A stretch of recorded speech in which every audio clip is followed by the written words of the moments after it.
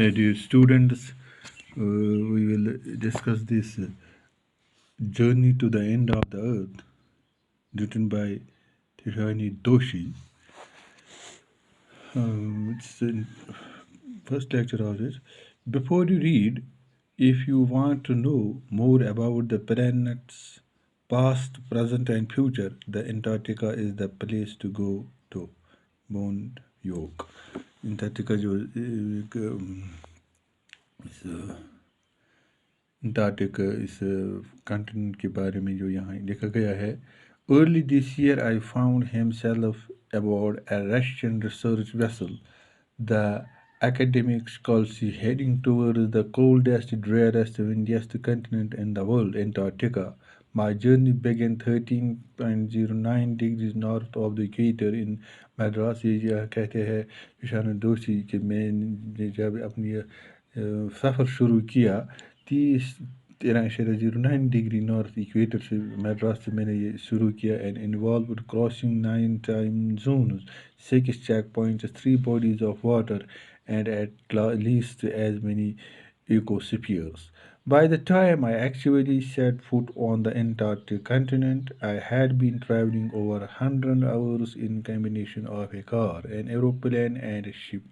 So my first emotion on facing Antarctica's expansive wide landscape and uninterrupted blue horizon was relief, followed up with an immediate and profound wonder at its immensity, its isolation, but mainly at how there could ever have been a time when India and Antarctica were part of the same landmass. Part of the history. 650 million years ago, a giant amalgamated southern supercontinent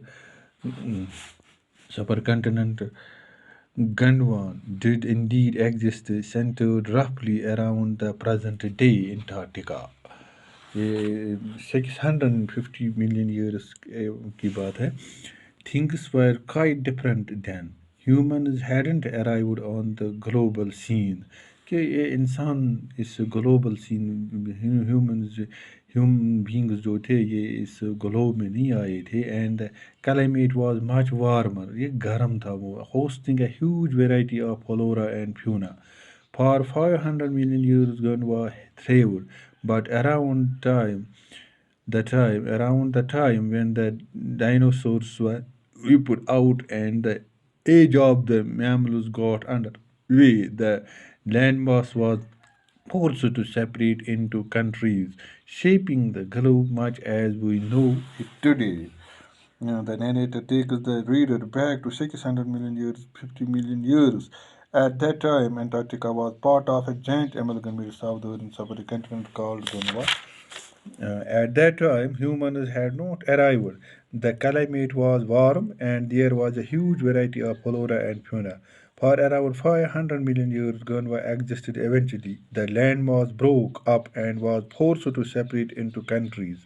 This shaped our present globe. The visit to visit Antarctica now is to be a part of that history, to get a grasp of where we have come from and where we could possibly be heading.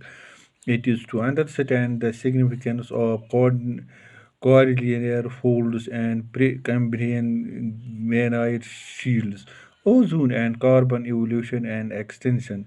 You think about all that can happen in a million years, it can get pretty mind-boggling. Imagine India pushing northwards, jamming against Asia to buckle its crust and form the Himalayas, South America drifting off to join North America, opening up the direct passage to create a cold polar current, keeping Antarctica fragile, desolate, and at the bottom of the world. For a sun worshipping South Indian like myself, 2 weeks in a place where 90% of the Earth's total ice volumes are stored is a chilling prospect not just for circulatory and metabolic functions but also for the imagination.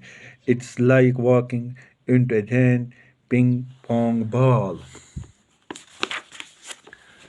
developed divide of any human makers, no trees, billboards, buildings you lose. All earthly scenes of perspective and time here. The visual scale ranges from the microscopic to the mighty midges and mighties to blue whales and icebergs as big as countries. The largest recorded was the size of Belgium.